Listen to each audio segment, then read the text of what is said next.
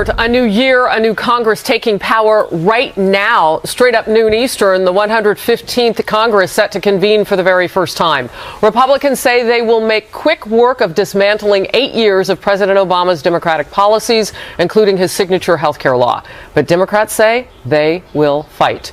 This is Outnumbered. I'm Harris Faulkner. Here today, Sandra Smith, co-host of After the Bell on Fox Business, Melissa Francis, Democratic strategist Julie Roginski, and today's hashtag one lucky guy, veteran sports broadcaster and Super Bowl winning quarterback Joe Theismann is here.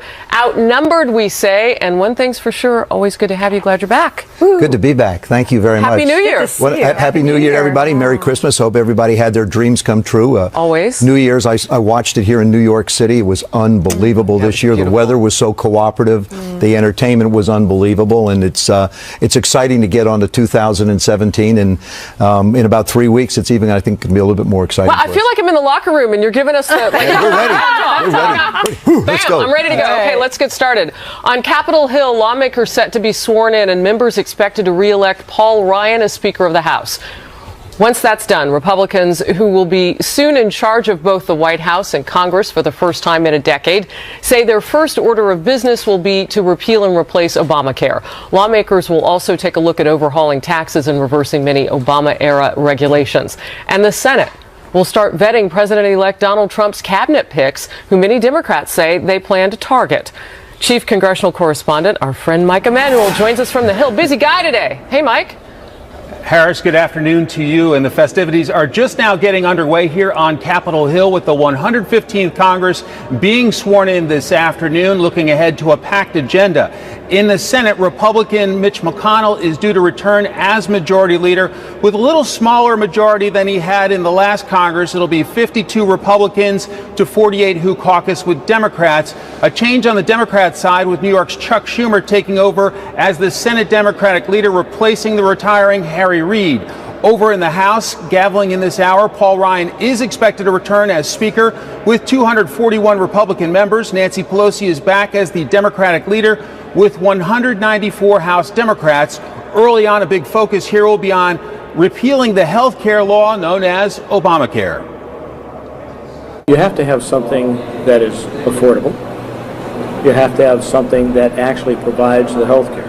Is Obamacare 100% broken? I don't think anybody says it's 100% broken. It's an easy campaign slogan because there's no question that the rollout of the ACA as it occurred was not what was intended. The problem you have is that it's much more complicated when you try to withdraw the benefit. Many Democrats in this new Congress are trying to figure out where they will be able to work with a newly elected Republican president who is new to elected office. Some say perhaps on reforming, fixing the nation's infrastructure, they may be able to work with him. Other Democrats say they would be with him on the issue of trade and potentially withdrawing from the North American Free Trade Agreement known as NAFTA. I invite President Trump to Ohio. And I invite him to any state that has lost jobs because of NAFTA. We'd like to help him and his administration to craft a new trade agreement that will result in rising wages and possibilities for people on all sides of borders. Up early is the election of Speaker. Paul Ryan is expected to win with the support of the president-elect, Mr. Trump. It'll be interesting to see how many Democrats vote for someone other than Nancy Pelosi. Harris? I'm kind of a nerd. I love days like this where things kick off and it's all the circumstance and pomp and all that kind of stuff. Good to see you, Mike. Thank you. Republicans get set to take aim at Obamacare. Democrats are planning a counter attack to save it. They're encouraging members to share enrollment statistics and to tell stories about Americans saved by the health care law. Today, President-elect Donald Trump tweeted this: "People must remember that Obamacare just doesn't work and it is not affordable." 116% increases. He gives the example of Arizona. Bill Clinton called it, quote, crazy. But House Minority Leader Nancy Pelosi with this warning. It's the old thing of going into a china shop. You break it, you own it. And they're dealing with something that is very, when I say complex, it's sophisticated in terms of their meticulous attention to the detail of the provision so that they have the impact that they have. They have shown nothing in their ranting and raving that shows any level of knowledge of where they would go or where they would take this. House Majority Leader Kevin McCarthy countered that earlier on America's Newsroom. The president said if you liked your health care, you could keep it. You can't. He said premiums would go down. They're up on average over $4,300. Of the 23 co-ops that were created in Obamacare, 18 of them have already failed. Insurance has pulled out of the marketplace. You have more than 1,000 counties that only have one choice. They have no competition. They have no options in those 1,000 counties across America. So if we do nothing, Obamacare collapses on its own. And we can't. We will repeal Obamacare, and we've already reached out on both sides of the aisle across the country to create a health care system that is much different. Meanwhile, President Obama and Vice President-elect Mike Pence will both be on Capitol Hill tomorrow to talk about health care, each with their own party members. So my first question, Joe, has to do with just the timing of all of this. Months ago, we learned about those double-digit to triple-digit increases. Right. Why didn't Democrats come up with a counter plan then? Because it wasn't close enough to President-elect Trump being able to take over. I think if you look at the timing from the Democratic Party at this stage with some of the things that President Obama is doing, as well as the Democratic Party, you talk about an easy transition from one president to another. I don't think they're making it easy in any way. And when you think about Obamacare and the effects that it's had, I listened to Nancy Pelosi talk about the China shop and breaking pieces of China. Many pieces of China have been broken. I think what the House is going to try and do right now is try and put the plates back together to a degree. It is a very complex, from what I understand, situation to deal with, but at least somebody's going to move forward, because I know it's affected us in the world of small business. Yeah. We still don't understand totally what the impact it would have. Well, and it's coming through, it's metered out by the IRS. I mean, that's the big, huge agency that oversees it all. So that's complicated, right, Melissa? Also, 20 million people right now are on it. That's complicated. They've got to have a good replacement. Do we have any idea what that looks like? Without question, they have to have a good replacement. But when she talks about broken China, what's been broken are the promises. I mean, he said premiums would go, I care about numbers. You know, he said they would go down $1,250 a family to $2,500 a family, depending on which quote you looked at year after year every year. That hasn't happened at all in any instance. And people I know who have it, who were thrilled to get it in the first place because they didn't have insurance, now find that no doctor they ever had will take it. But I have to say this. I want them to focus on tax reform. That's my number one issue. Why don't you give all Americans a raise today on day one? Come into the new year with a lower tax rate for everybody. Talk about an instant stimulus. I mean, reform the tax code. That's well, and they're going to have to, and they're going to have to do something fast, because the stock market has been heavily pricing in that tax cut. And we see it sitting near 20,000. It's hope, but it's anticipation as well. So the bar's been set really high. But going back to Obamacare, you just said something that was really key. When you hear Democratic leadership like Nancy Pelosi saying things like repeal and delay, it doesn't even have alliteration. I mean, she's basically taunting Republicans as we await President-elect Trump to enter office. You're a small business guy. You have been for many years. You've owned many restaurants. You've been in the thick of it. This has caused a lot of uncertainty for millions of Americans and many small businesses across this country. What do they need to hear? The Republicans, as they get together, what do they need to hear from people like you? They need to figure out a solution. Well, they need to come up with a plan. Certainly, we understand that people need to be insured. That's a given. What we need to be able to see in the world of business is an affordable program that we can implement that involves our people that work for us, our associates. I don't like to call them employees, our associates and our partners in the business. Make something affordable. Make something that we can understand. We still haven't seen the final repercussions. We see a lot of insurance companies pulling out. Give people an option and opportunity to be able to keep their doctors, to be able to get health care, to be able to take care of their families, to be able to get the young involved. That's one of the biggest things. Young people out there are saying, hey, look, I'm going to be around a while. I'm not going to finance something for the older people on the program. I'm not going to do it. Plus, they had a fine system set up in such a way that if you didn't take Obamacare, it would cost you more money to take the program than it would to be fined. Well, that doesn't make any sense. There's no incentive out there to be able to get involved in the program. Well, and what Melissa was talking about was that idea of kind of the bronze level of Obamacare. If you've never had it and that is your option, nobody will take it that you want to go to a doctor to. But Julie, I want to talk to you about just where we are with Democrats. And you heard me ask before, this was previous to the election that we knew about these increases. So now you see President Obama going to the Hill and caucusing with Democrats, trying to come up with what exactly? Well, I suspect to preserve his legacy on Obamacare first and foremost. But look, are they going to offer up their own plan? The Democrats had their plan. The Democrats passed their plan with no Republican votes. It is now up to the Republicans to figure out what their plan is. And the problem for Republicans today is it's very easy to sloganeer against Obamacare, and it did have a lot of flaws. But now you have the car keys, and now you're in charge, and now you have a person in the White House that's going to sign whatever legislation you want to pass. Republicans could have passed a replacement and proposed and passed a replacement to Obamacare in any number of times in the past in any number of years. Even if President Obama hadn't signed it, they would have put their marker down on what exactly they stood for. They failed to do that. Now, the proof is in the pudding. They're going to have to pass something because they promised their constituents they're going to pass something. I don't think that's as hard as you make it out to be, though. Let's because great, and I'm volunteering to help because you can see the flaws. It's like we've already test drove the car, and that's not even that fair because they put their plan out. You see where the flaws are. You can fix them rather quickly. For example, I know a lot of people who would love to have catastrophic care only. People who have families, they're paying these huge premiums. Or they're young and single. Yeah, or but they go to the doctor. No one takes it anyway. Their deductibles are huge, but they're paying huge premiums, and they're like, what happened to that one, what insurance was supposed to be about in the first place, where you're just insuring for the car crash, for the big event, and it's cheaper, and you've been told by the government that's not good enough. You can't have that. Well, some people want it. Well, I'll explain why you can't have that. If you like the parts of Obamacare that everybody likes, Republicans and Democrats alike, for specifically the pre-existing conditions part of it, you have to have a mandate. You know who came up with that? The Conservative Heritage Foundation. That's not a liberal theme.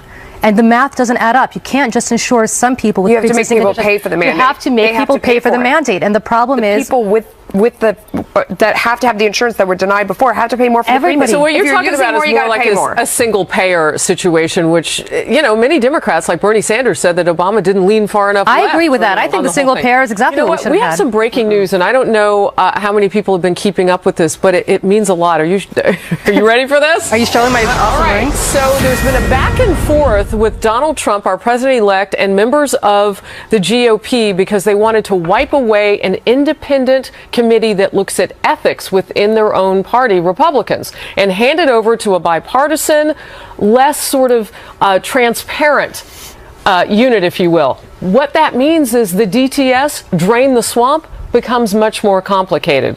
Well, seconds ago, we learned that they've now pulled that measure that would do that. Maybe a tweet from the president-elect might have nudged them. But now they're holding an emergency meeting to talk about actually not doing that, taking back the helm of looking into their own ethics, Republicans, and not handing it over to someone else. Now, we know that President-elect Donald Trump has been tweeting about this. Oh, you're grinning. Why? Oh, I just think it's President-elect Donald Trump. He's not in office yet. But he's already, I don't think a lot of people do. I think you look at the stock market and the way things have gone, but his influence now on what is transpiring. And remember, he did something so unprecedented in the history of politics. He not only defeated the Democratic Party, but he didn't have a whole lot of support from the Republican Party on the other side. Paul Ryan went back and forth. Yeah, so we have a president-elect that is taking over the country and will have to work with both sides of the aisle. Normally, you have one side that sort of agrees with what you're doing. What he is doing right now, I think, is so wonderful. He is, first of all, living up to the promises that he's made. He's gone out and tried to do some of the things even before he's in office. And people are excited about that. But the other part of it is he is doing something where he is saying, look, there are certain things that aren't going to be acceptable. Now, in the political world, they're acceptable. Let's police our own. Let's try this. Let's pick a bipartisan. But he says that's not going to work that way. This is not going to be like any presidency we have. The policies and problems that have been built up over years. Sounds to me like you're happy with what you're seeing, Joe. I am happy with what I'm seeing. I like seeing the tree being shaken.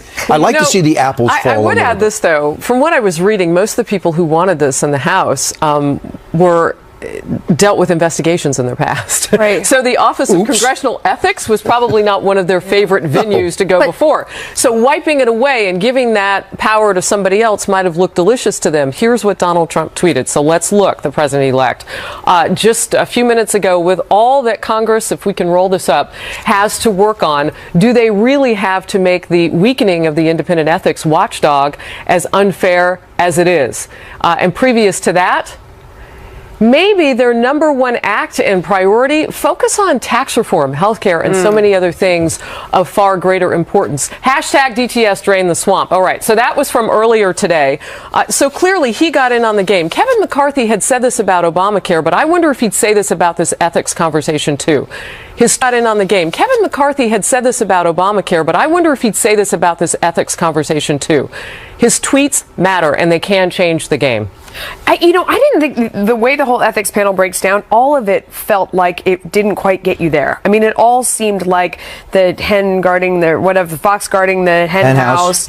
I mean, there's no doubt that we need some kind of ethical oversight in D.C., but to me, none of these options seem clean, and I would like them to focus on the tax code. Not that this doesn't need to be done. Julie, what kind of reform to you makes sense? Well, the Congressional Ethics Office, if you remember, was actually set up in the wake of Jack Abramoff. 2008. And all of the conflicts there, and they have done some very good work on both sides of the aisle. To me, the House cannot police its own. Yeah. I mean, you can't ask. I agree. You can't any more than any of us can really police each other, because we're colleagues. We like each other. We have to work with each other. It's hard to do. You need an outsider to do it. And so I have to listen. I don't compliment Donald Trump a lot, but I will today. I think what he did was incredibly effective, because when you have people like Paul Ryan and Kevin McCarthy, who've been in the swamp of D.C. for a very long time, who supposedly did not agree with this abolishment of the Congressional Ethics Office, but nevertheless went along with it. And then you have Donald Trump coming in and saying, whoa, you know what? What are you doing? And he was right to do that. Good for him. Whoa. So, by the way, one of the things you would lose if you got rid of the OCE is the fact that whenever they would come up with evidence against a member, they would disseminate that. Well, then you wouldn't be getting that information, not only the American people, but other lawmakers on Congress. I think this highlights two things. I think it highlights the ambitious agenda that we are seeing as we do see this transfer. And two, I think it continues to show, as you're pointing out, Joe, Donald Trump is showing all those Americans that backed him, supported him all the way, voted for him. It shows them, I've still got your back. I'm not going to just fall in line with whatever is expected here in Washington. I'm going to be the man you put in office to stand up for you. He stays away from the political rhetoric. President-elect Trump is always going to be President-elect Trump. He will say things that we're going to step back and go, whoa. But then he's also going to have an impact on what's going on, and it opens people's eyes. Yeah. Take this into consideration. Take that into consideration. It's what happened with Ford today. A very interesting situation. Very interesting, yeah. So all of a sudden now they're not going to build cars in Mexico. They're going to build them up online, up online on Detroit, which means more jobs, 700 which means opportunities. Yep. And if people say, oh, it's only 700 jobs. It's 700 that weren't in this country. Yeah, and extrapolate that among the families that may be attached to those now working members within those households potentially. Sure. Yeah. Very interesting. So I just want to kind of put a fine point on this, because I think people will hear us talking about ethics and wonder, why is that such a big deal? The fact that people don't want you to know what they're doing on Capitol Hill and they happen to be in your own party, that's what Donald Trump stood up to today. There's one more thing that I think is very interesting. Shortly before he put out his tweet, Kellyanne Conway put out a tweet siding with the Republicans who tried to abolish this office, and then Trump came out and a few minutes later said no. What's unclear to me about what Trump did, though, is whether he opposes the abolishing of the office or just abolishes the timing of the office, the timing of the act to abolish the office. Now that time will tell. Right, time will tell that. But I hope that it's the former. I hope he really understands how important it is to reestablish confidence that the American public needs to have on both sides of the aisle in what goes on the Hill. This office is crucial. And if people understood and had worked on the Hill and understood exactly how toxic the environment there is, where one hand washes the other, they can imagine. I think they can imagine how important this office is. They'd understand why abolishing it is absolutely the wrong. I mean, the office finds something on somebody and it can get to the end of it and it can make that public. Without that office, would we know much of what we know about members on the Hill? All right, we'll move on.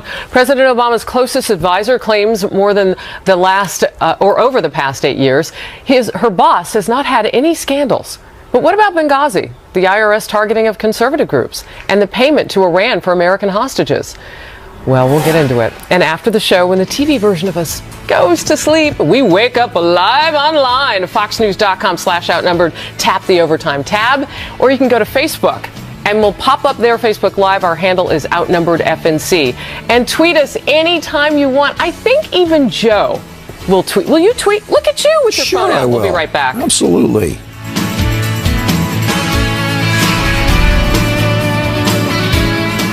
New claims from President Obama's closest advisor that her boss hasn't had any scandals over the last 8 years. Here's Valerie Jarrett. The president prides himself on the fact that his administration hasn't had a scandal and that he hasn't done anything to embarrass himself. But that's not because he's being someone other than who he is. That's because that's who he is. That's who. Like Operation Fast and Furious, Benghazi, the IRS targeting of conservative groups. There's also the Justice Department seizing journalist records, the NSA's mass surveillance program, those alleged ransom payments for hostages held in Iran. Who could forget Bo Bergdahl? The swap there, multiple issues with the Secret Service. And, of course, there was Hillary Clinton's private server. Joe, what do you think about this? I just think that it's, once again, President Obama has always looked at the world a certain way, but I don't think he has looked at it in a realistic way, somewhat of a dream world. And to think that there hasn't been some type of quote-unquote scandals that have occurred under his watch, you just went through the litany of them, and that's not all of them. There are so many things that have occurred and happened under his watch, and they're basically going to say that there weren't any scandals. Well, what would you call them? Maybe, Julie, is the stack smaller than the stacks at other administrations? What you listed right now, and I'm going to take the email scandal out of it because that's really more Hillary Clinton than him, but if you're going to, with the stuff that you listed, Bo Bergdahl, the ransom payments, those are policy differences that people may have.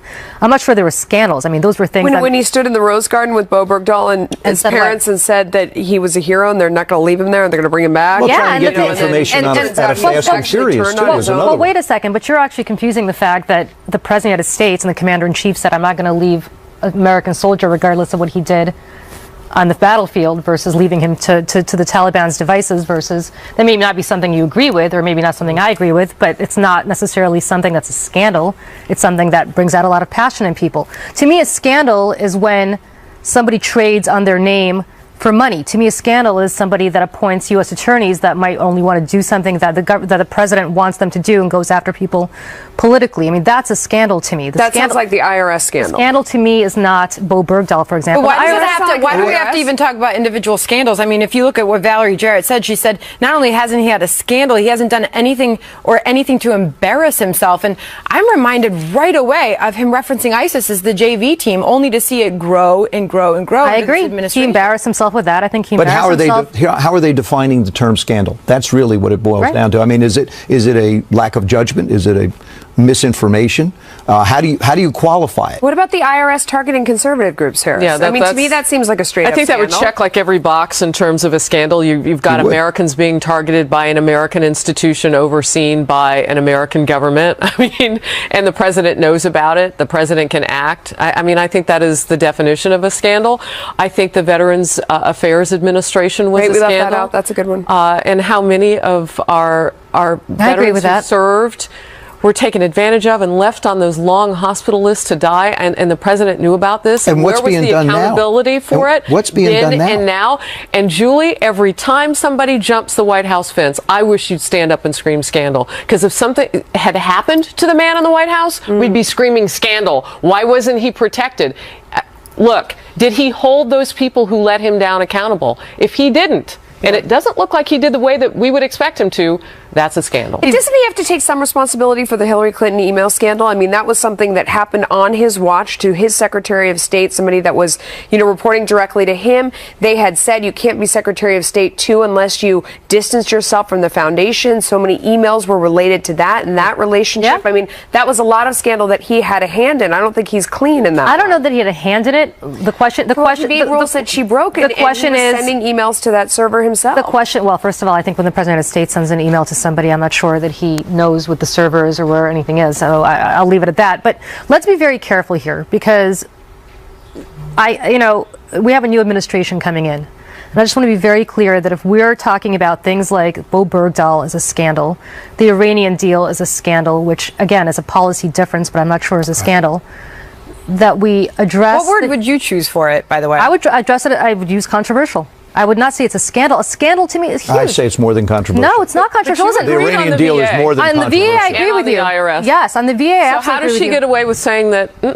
I'm not suggesting that she's right, but I'm saying the lists that we came up with, to me, there's a differentiation between a controversial policy. And by the way, what Bo Bergdahl did is awful and put a lot of people in danger and is maybe potentially responsible for the lives of people being But he's still killed. an American, is what But you're he's an saying. American, and to me, it's not. What the scandal would be to leave an American on the battlefield. But that's only one of the list of things. We got to talk about murder rate in his own hometown of Chicago is a scandal. In the break on this one, that's a good one. All right, we'll move on. Meantime, a record year in Chicago, as Harris was mentioning, for all the wrong reasons. The city seeing its most homicides in decades. Now the message President-elect Trump has for Chicago's Democratic mayor and just what can be done about the violence.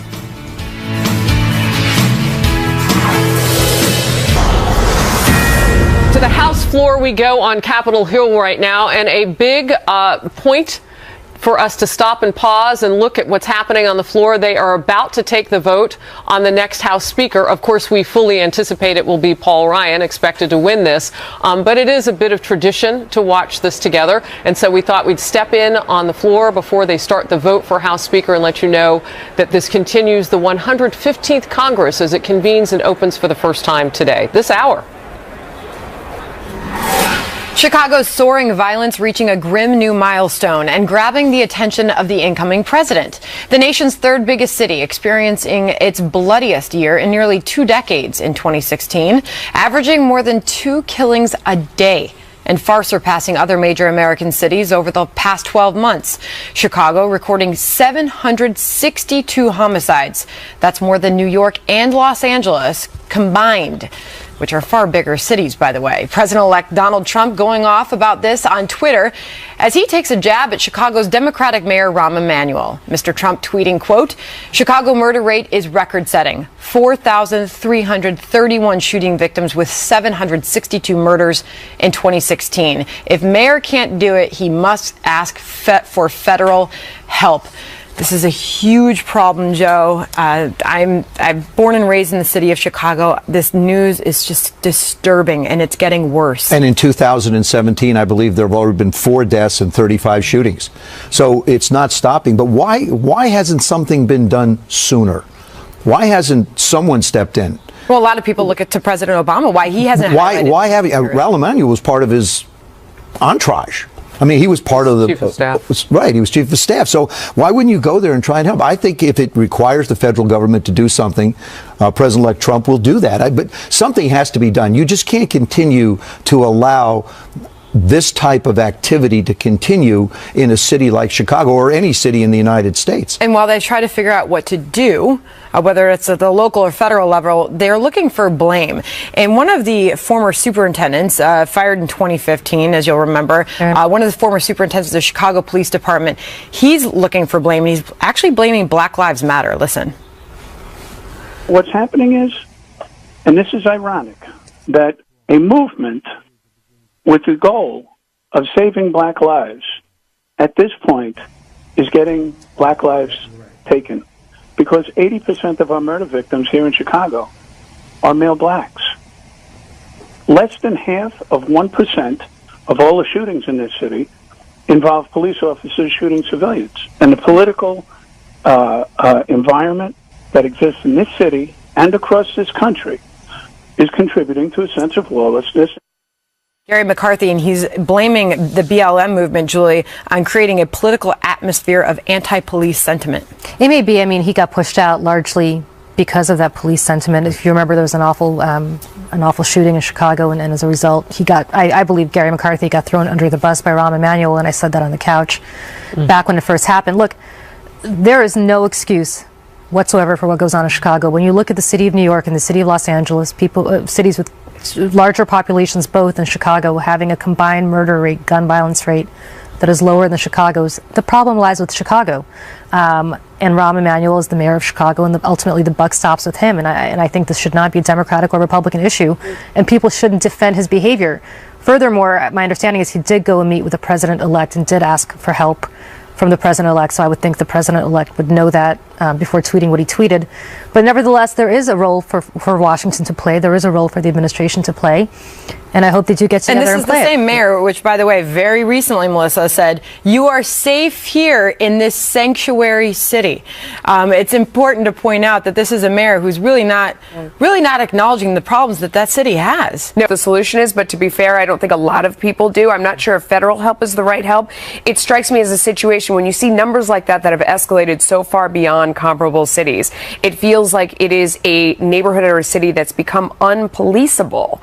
There is a big systemic problem that needs to be attacked from the outside. Whatever it is, they need more help. They need big change, and it's systemic. There's something very wrong going on there. But you have to look to leadership. Yes, without question. I mean, you can't get away from leadership in a situation like this. Put a group together. Put some groups together. Do what you need to do. Yeah. The police need to be backed in these situations. May I just say something about this real quickly? I was living in the Bronx in the 1980s when the Bronx was burning, and people thought that was unpoliceable, and people thought that was absolutely the worst place on earth to live. And ultimately, New York City not only became policeable, but I think the safest, large city in the country. So with the right policies and the right leadership, and you're so right, it is policeable, it is doable. I just wish they would do that in Chicago, because mothers are losing their sons and daughters over this. It needs to be a priority. All right, we are awaiting an announcement from President-elect Trump about the Russian hacking of the election. He says he knows something the American people don't know, what that could be and what it could mean for our relationship with Russia.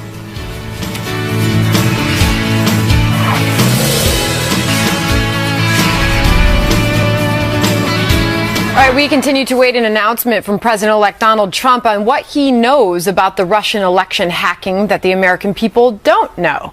On New Year's Eve, Mr. Trump said he would reveal that information today or tomorrow. His team has said we can't jump to conclusions about the hacking until the intelligence report is finalized. Meantime, WikiLeaks founder Julian Assange spoke exclusively with Hannity. Can you say to the American people unequivocally that you did not get this information about the DNC, John Podesta's emails? Can you tell the American people 1,000% you did not get it from Russia or anybody associated with Russia? We can say, we have said repeatedly over the last 2 months that our source is not the Russian government, and it is. And telling Fox earlier that what Assange said there does not rule out that Russia engaged in election hacking. He could be saying the information WikiLeaks obtained was not delivered by the Russian government, and the intelligence community believes all signs do point to Russia. Julie, to you first.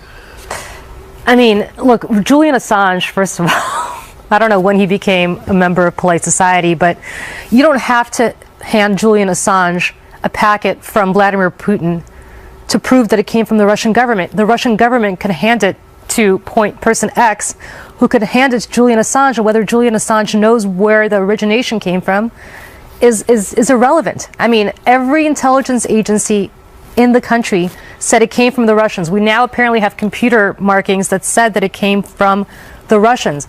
Both sides of the aisle in Washington agree it came from the Russians. Only 2 people believe it may not have come from the Russians: Donald Trump and Julian Assange. And I suggest that Donald Trump get his head out of the sand. But that's to where, Joe, I think you said it leading into the commercial break, or in the commercial, you said he is the master at teases, which is a phrase we use in TV to keep people tuned in. And we are tuned in because he says he knows something the American people do not. What does he know? You notice what he says. He knows something. It's not like I will inform you of something. President-elect Trump speaks in very specific terms. He makes very specific statements. He will enlighten the American people at some point in time. But as he has done with the media, he sort of sets his own agenda. He decides he's going to go play golf. He's not going to let the media know. If he wants to do something, he will let us know in time. And he has been privy to the meetings with the intelligence community to be able to try and understand what's going on when it comes to the hacking. It isn't just the Russians we're concerned with when it comes to hacking. The Chinese come up all the time. This just happened to involve, quote unquote, the election. And so what we're trying to do is, I think what he's going to try and do is put it behind him, because you do have to have relations around the world with the Chinese, with the Russians, with everybody else. So my question has to do with this. How is it possible, or why would it be that President-elect Donald Trump would defy all of those 17 agencies within the government that say that this was Russia. I mean, is there some political expediency that maybe we don't see? Because if it was them and he's making excuses or somehow stepping into the gap between the country's national security and Russia, that's a problem if we don't know why. Well, that's what we're waiting to find out. I mean, does he disagree with everybody? Maybe he'll try.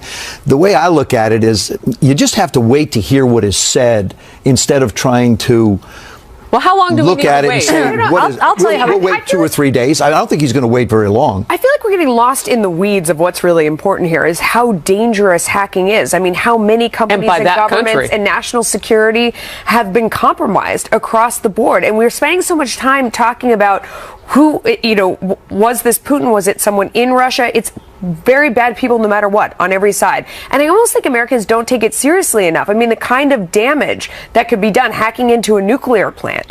And this is just like a huge problem. We're kind of focusing on the wrong the energy that we found that they had hacked. But it's hard to track because so many of those hackers are on the black market. But they are. You're right. But he also said, don't trust the computers. Don't trust this type of communication. If you want to communicate with somebody, write it down. You know how they tracked Osama bin Laden? Through a courier. The president-elect might want to consider that. How safe that is also. You eat the piece of paper that's handed to you. I'm just saying. Well, also, we should take a look at Donald Trump's tax returns to answer the question about what we know about Russia. I think all paper's edible. It's just not tasty. It doesn't taste all right. Well, for more on this, you want to be sure to tune in to Hannity tonight. You can catch his entire exclusive interview with Julian Assange in London. That's this evening at 10 p.m. Eastern Time right here on Fox News Channel. Well, the 49ers giving QB Colin Kaepernick a prestigious award for courage and inspiration. That's drawing big criticism after Kaepernick's refusal to stand during the national anthem.